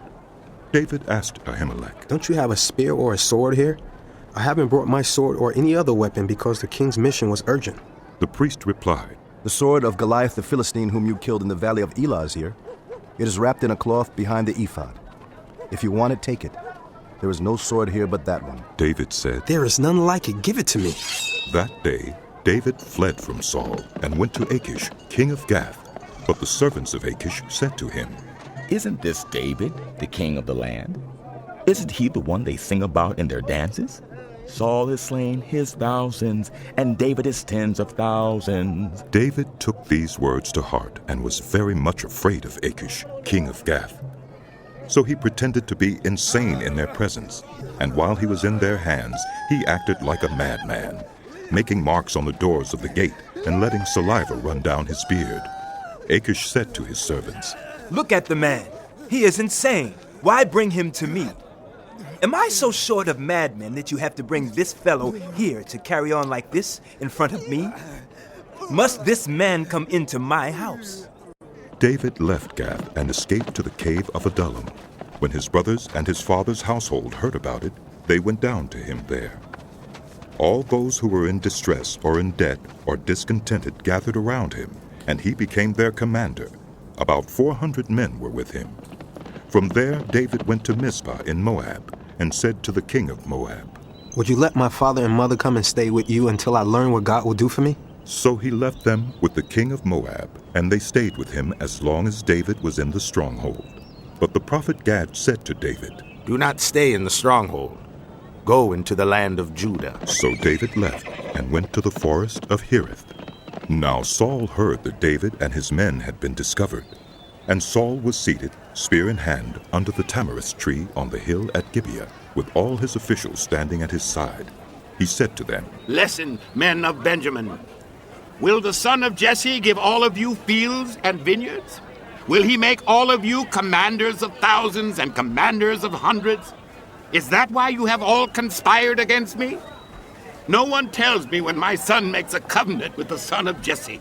None of you is concerned about me or tells me that my son has incited my servant to lie in wait for me as he does today." But Doeg the Edomite, who was standing with Saul's officials, said, "I saw the son of Jesse come to Ahimelech, son of Ahitub, at Nob. Ahimelech inquired of the Lord for him. He also gave him provisions, and the sword of Goliath, the Philistine."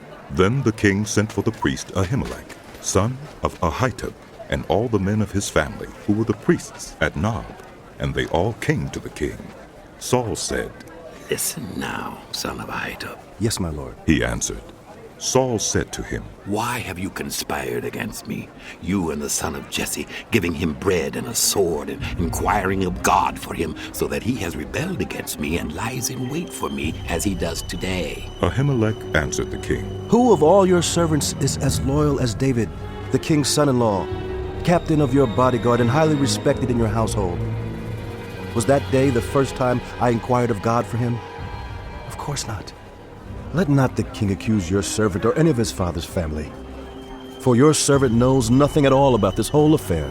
But the king said, "You will surely die, Ahimelech, you and your whole family. Then the king ordered the guards at his side. Turn and kill the priests of the Lord, because they too have sided with David. They knew he was fleeing, yet they did not tell. But the king's officials were unwilling to raise a hand to strike the priests of the Lord. The king then ordered Doeg. You turn and strike down the priests. So Doeg the Edomite turned and struck them down. That day he killed 85 men who wore the linen ephod. He also put to the sword Nob, the town of the priests, with its men and women, its children and infants, and its cattle, donkeys, and sheep. But one son of Ahimelech, son of Ahitub, named Abiathar, escaped and fled to join David. He told David that Saul had killed the priests of the Lord. Then David said to Abiathar, That day when Doeg the Edomite was there, I knew he would be sure to tell Saul, I am responsible for the death of your whole family. Stay with me. Don't be afraid. The man who wants to take your life is trying to kill me too. You will be safe with me. When David was told, Look, the Philistines are fighting against Keilah and are looting the threshing floors. He inquired of the Lord, saying, Shall I go and attack these Philistines? The Lord answered him, Go, attack the Philistines and save Keilah. But David's men said to him, Here in Judah we are afraid. How much more than if we go to Keilah against the Philistine forces? Once again David inquired of the Lord, and the Lord answered him, Go down to Keilah, for I am going to give the Philistines into your hand. So David and his men went to Keilah, fought the Philistines, and carried off their livestock. He inflicted heavy losses on the Philistines and saved the people of Keilah. Now Abiathar, son of Ahimelech, had brought the ephod down with him when he fled to David at Keilah. Saul was told that David had gone to Keilah, and he said, God has delivered him into my hands, for David has imprisoned himself by entering a town with gates and bars. And Saul called up all his forces for battle to go down to Keilah to besiege David and his men. When David learned that Saul was plotting against him, he said to Abiathar the priest, Bring the ephod. David said, Lord God of Israel, your servant has heard definitely that Saul plans to come to Keilah and destroy the town on account of me. Will the citizens of Keilah surrender me to him? Will Saul come down as your servant has heard? Lord, God of Israel, tell your servant. And the Lord said, He will. Again David asked, Will the citizens of Keilah surrender me and my men to Saul? And the Lord said, They will. So David and his men, about 600 in number, left Keilah and kept moving from place to place. When Saul was told that David had escaped from Keilah, he did not go there. David stayed in the wilderness strongholds and in the hills of the desert of Ziph. Day after day Saul searched for him, but God did not give David into his hands. While David was at Horesh in the desert of Ziph, he learned that Saul had come out to take his life. And Saul's son Jonathan went to David at Horesh and helped him find strength in God. Don't be afraid, he said. My father Saul will not lay a hand on you. You will be king over Israel, and I will be second to you. Even my father Saul knows this. The two of them made a covenant before the Lord. Then Jonathan went home, but David remained at Horesh.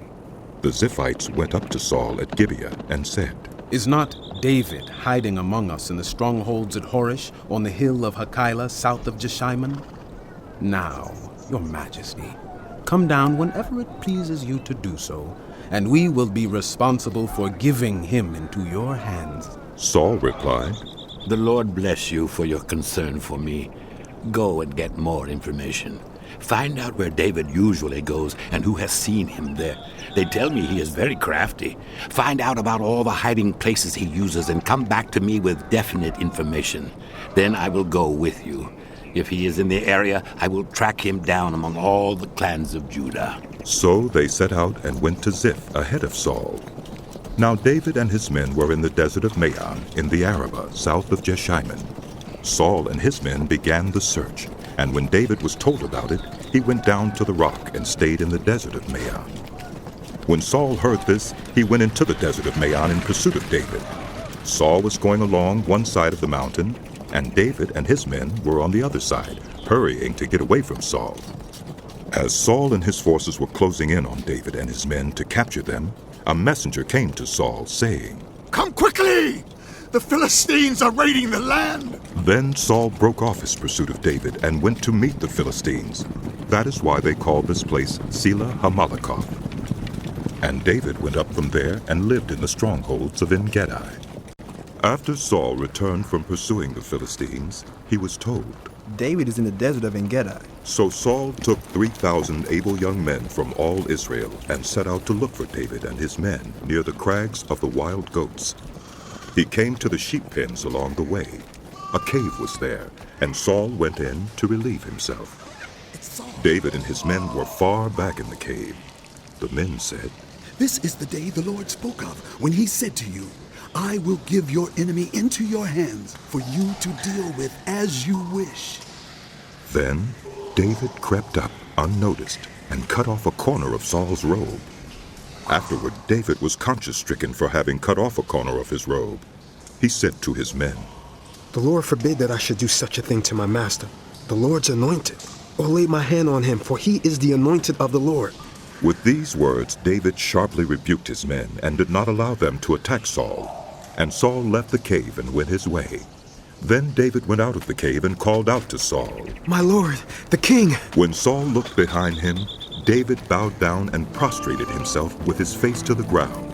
He said to Saul, Why do you listen when men say, David is bent on harming you? This day you have seen with your own eyes how the Lord delivered you into my hands in the cave. Some urged me to kill you, but I spared you. I said, I will not lay my hand on my Lord, because he is the Lord's anointed. See, my father, look at this piece of your robe in my hand. I cut off the corner of your robe, but did not kill you. See that there is nothing in my hand to indicate that I am guilty of wrongdoing or rebellion. I have not wronged you, but you are hunting me down to take my life. May the Lord judge between you and me, and may the Lord avenge the wrongs you have done to me. But my hand will not touch you. As the old saying goes, from evildoers come evil deeds. So my hand will not touch you. Against whom has the king of Israel come out? Whom are you pursuing? A dead dog? A flea? May the Lord be our judge and decide between us. May he consider my cause and uphold it. May he vindicate me by delivering me from your hand. When David finished saying this, Saul asked, Is that your voice, David, my son? And he wept aloud. You are more righteous than I, he said. You have treated me well, but I have treated you badly. You have just now told me about the good you did to me. The Lord delivered me into your hands, but you did not kill me. When a man finds his enemy, does he let him get away unharmed? May the Lord reward you well for the way you treated me today. I know that you will surely be king and that the kingdom of Israel will be established in your hands. Now swear to me by the Lord that you will not kill off my descendants or wipe out my name from my father's family. So David gave his oath to Saul. Then Saul returned home, but David and his men went up to the stronghold. Now Samuel died, and all Israel assembled and mourned for him, and they buried him at his home in Ramah. Then David moved down into the desert of Paran. A certain man in Maon, who had property there at Carmel, was very wealthy. He had 1,000 goats and 3,000 sheep, which he was shearing in Carmel. His name was Nabal, and his wife's name was Abigail. She was an intelligent and beautiful woman, but her husband was surly and mean in his dealings. He was a Calebite. While David was in the wilderness, he heard that Nabal was shearing sheep. So he sent 10 young men and said to them, Go up to Nabal at Carmel and greet him in my name. Say to him, Long life to you, good health to you and your household, and good health to all that is yours. Now I hear that it's sheep shearing time. When your shepherds were with us, we did not mistreat them. And the whole time they were at Carmel, nothing of theirs was missing. Ask your own servants, and they will tell you. Therefore be favorable toward my men, since we come at a festive time. Please give your servants and your son David whatever you can find for them. When David's men arrived, they gave Nabal this message in David's name. Then they waited. Nabal answered David's servants, Who is this David? Who is this son of Jesse? Many servants are breaking away from their masters these days. Why should I take my bread and water and the meat I have slaughtered for my shearers and give it to men coming from who knows where? David's men turned around and went back. When they arrived, they reported every word. David said to his men, "Each of you strap on your sword." So they did, and David strapped his on as well. About 400 men went up with David, while 200 stayed with the supplies. One of the servants told Abigail, Nabal's wife, David sent messengers from the wilderness to give our master his greetings, but he hurled insults at them. Yet these men were very good to us. They did not mistreat us, and the whole time we were out in the fields near them, nothing was missing. Night and day they were a wall around us the whole time we were herding our sheep near them. Now think it over, and see what you can do, because disaster is hanging over our master and his whole household. He is such a wicked man that no one can talk to him. Abigail acted quickly. She took 200 loaves of bread, 2 skins of wine, 5 dressed sheep, 5 seahs of roasted grain, 100 cakes of raisins, and 200 cakes of pressed figs, and loaded them on donkeys. Then she told her servants, "Go on ahead. I'll follow you." But she did not tell her husband Nabal. As she came riding her donkey into the mountain ravine, there were David and his men descending toward her, and she met them. David had just said, "It's been useless. All my watching over this fellow's property in the wilderness so that nothing of his was missing. He has paid me back evil for good. May God deal with David, be it ever so severely, if by morning I leave alive one male of all who belong to him." When Abigail saw David, she quickly got off her donkey and bowed down before David with her face to the ground. She fell at his feet and said, "Pardon your servant, my lord, and let me speak to you. Hear what your servant has to say. Please, pay no attention, my lord, to that wicked man Nabal. He is just like his name. His name means fool, and folly goes with him. And as for me, your servant, I did not see the men my lord sent. And now, my lord, as surely as the Lord your God lives, and as you live, since the Lord has kept you from bloodshed and from avenging yourself with your own hands, may your enemies and all who are intent on harming my lord be like Nabal. And let this gift, which your servant has brought to my lord, be given to the men who follow you. Please, forgive your servant's presumption. The Lord your God will certainly make a lasting dynasty for my lord, because you fight the Lord's battles, and no wrongdoing will be found in you as long as you live. Even though someone is pursuing you to take your life, the life of my lord will be bound securely in the bundle of the living by the Lord your God. But the lives of your enemies he will hurl away as from the pocket of a sling. When the Lord has fulfilled from my lord every good thing he promised concerning him, and has appointed him ruler over Israel, my lord will not have on his conscience the staggering burden of needless bloodshed or of having avenged himself. And when the Lord your God has brought my lord success, remember your servant." David said to Abigail, "Praise be to the Lord, the God of Israel, who has sent you today to meet me. May you be blessed for your good judgment and for keeping me from bloodshed this day, and from avenging myself with my own hands. Otherwise, as surely as the Lord, the God of Israel lives, who has kept me from harming you, if you had not come quickly to meet me, not one male belonging to Nabal would have been left alive by daybreak." Then David accepted from her hand what she had brought him, and said, "Go home in peace.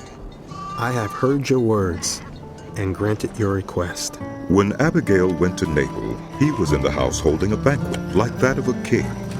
He was in high spirits and very drunk, so she told him nothing at all until daybreak. Then, in the morning, when Nabal was sober, his wife told him all these things, and his heart failed him, and he became like a stone. About 10 days later, the Lord struck Nabal, and he died. When David heard that Nabal was dead, he said, "Praise be to the Lord, who has upheld my cause against Nabal for treating me with contempt.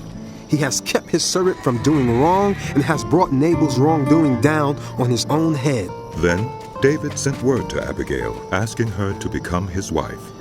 His servants went to Carmel and said to Abigail, David has sent us to you, to take you to become his wife. She bowed down with her face to the ground and said, I am your servant, and am ready to serve you and wash the feet of my Lord's servants. Abigail quickly got on a donkey and, attended by her 5 female servants, went with David's messengers and became his wife. David had also married Ahinoam of Jezreel, and they both were his wives.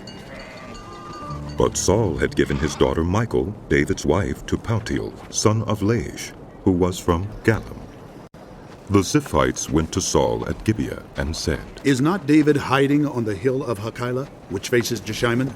So Saul went down to the desert of Ziph with his 3,000 able young Israelites to search there for David.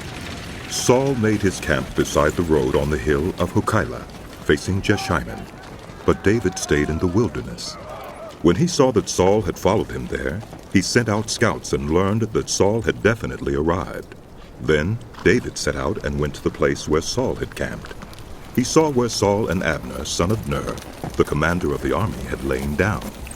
Saul was lying inside the camp with the army encamped around him. David then asked Ahimelech the Hittite and Abishai, son of Zeruiah, Joab's brother. Who will go down into the camp with me to Saul? I'll go with you, said Abishai. So David and Abishai went to the army by night, and there was Saul lying asleep inside the camp with his spear stuck in the ground near his head. Abner and the soldiers were lying around him. Abishai said to David, Today God has delivered your enemy into your hands. Now let me pin him to the ground with one thrust of the spear. I won't strike him twice. But David said to Abishai, Don't destroy him. Who can lay a hand on the Lord's anointed and be guiltless? As surely as the Lord lives, he said, the Lord himself will strike him, or his time will come and he will die, or he will go into battle and perish. But the Lord forbid that I should lay a hand on the Lord's anointed. Now get the spear and water jug that are near his head, and let's go. So David took the spear and water jug near Saul's head, and they left. No one saw or knew about it, nor did anyone wake up. They were all sleeping, because the Lord had put them into a deep sleep. Then David crossed over to the other side and stood on top of the hill some distance away. There was a wide space between them. He called out to the army and to Abner, son of Ner. Aren't you going to answer me, Abner? Abner replied, Who are you who calls to the king? David said, You're a man, aren't you? And who is like you in Israel?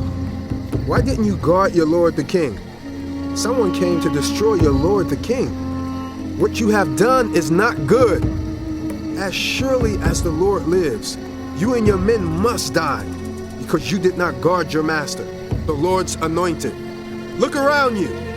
Where are the king's spear and water jug that were near his head? Saul recognized David's voice and said, Is that your voice, David, my son?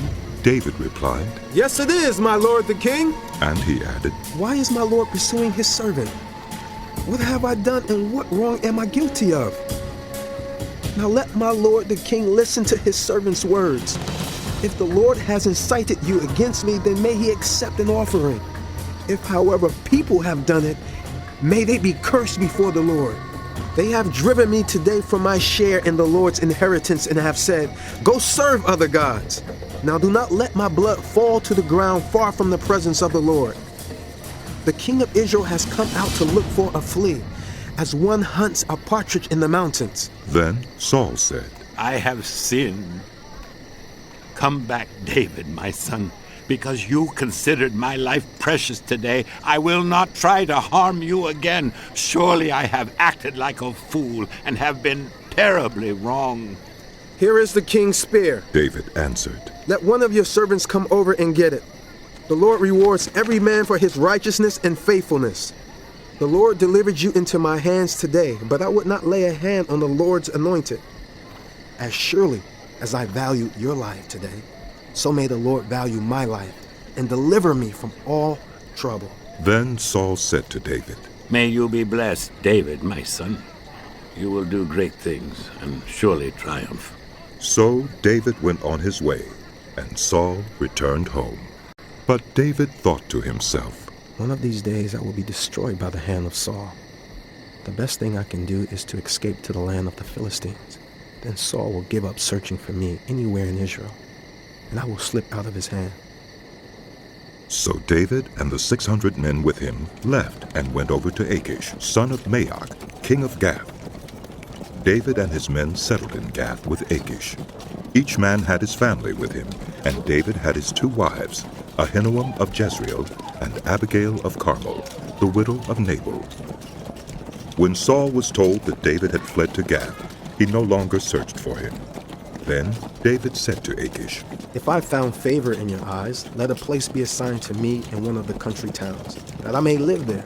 Why should your servant live in the royal city with you? So on that day Achish gave him Ziklag, and it has belonged to the kings of Judah ever since. David lived in Philistine territory 1 year and 4 months. Now David and his men went up and raided the Jeshurites, the Girzites, and the Amalekites. From ancient times, these peoples had lived in the land extending to Shur and Egypt. Whenever David attacked an area, he did not leave a man or woman alive, but took sheep and cattle, donkeys and camels and clothes. Then he returned to Achish. When Achish asked, Where did you go raiding today? David would say, Against the Negev of Judah, or against the Negev of Jerahmeel, or against the Negev of the Kenites. He did not leave a man or woman alive to be brought to Gath, for he thought, They might inform on us and say, This is what David did. And such was his practice as long as he lived in Philistine territory. Achish trusted David and said to himself, He has become so obnoxious to his people, the Israelites, that he will be my servant for life. In those days the Philistines gathered their forces to fight against Israel. Achish said to David, You must understand that you and your men will accompany me in the army. David said, Then you will see for yourself what your servant can do. Achish replied, Very well. I will make you my bodyguard for life. Now Samuel was dead, and all Israel had mourned for him and buried him in his own town of Ramah.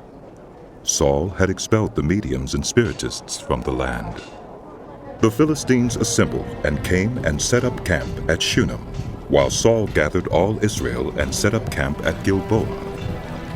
When Saul saw the Philistine army, he was afraid. Terror filled his heart. He inquired of the Lord, but the Lord did not answer him by dreams or Urim or prophets. Saul then said to his attendants, Find me a woman who is a medium so I may go and inquire of her. There is one in Endor, they said. So Saul disguised himself, putting on other clothes, and at night he and 2 men went to the woman. Consult a spirit for me, he said, and bring up for me the one I name. But the woman said to him, Surely you know what Saul has done. He's cut off the mediums and the spiritists from the land. Why have you set a trap for my life to bring about my death? Saul swore to her by the Lord, As surely as the Lord lives, you will not be punished for this. Then the woman asked, Whom shall I bring up for you? Bring up Samuel, he said. When the woman saw Samuel, she cried out at the top of her voice and said to Saul, Why have you deceived me? You are Saul. The king said to her, Don't be afraid. What do you see? The woman said, I see a ghostly figure coming up out of the earth. What does he look like? He asked. An old man wearing a robe is coming up, she said. Then Saul knew it was Samuel, and he bowed down and prostrated himself with his face to the ground. Samuel said to Saul, Why have you disturbed me by bringing me up? I am in great distress, Saul said. The Philistines are fighting against me, and God has departed from me. He no longer answers me, either by prophets or by dreams. So I have called on you to tell me what to do. Samuel said, Why do you consult me now that the Lord has departed from you and become your enemy? The Lord has done what he predicted through me. The Lord has torn the kingdom out of your hands and given it to one of your neighbors, to David. Because you did not obey the Lord or carry out his fierce wrath against the Amalekites, the Lord has done this to you today. The Lord will deliver both Israel and you into the hands of the Philistines, and tomorrow you and your sons will be with me. the Lord will also give the army of Israel into the hands of the Philistines. Immediately Saul fell full length on the ground, filled with fear because of Samuel's words. His strength was gone, for he had eaten nothing all that day and all that night. When the woman came to Saul and saw that he was greatly shaken, she said, "Look, your servant has obeyed you. I took my life in my hands and did what you told me to do. Now, please listen to your servant and let me give you some food so you may eat and have the strength to go on your way." He refused and said, "I will not eat." But his men joined the woman in urging him, and he listened to them.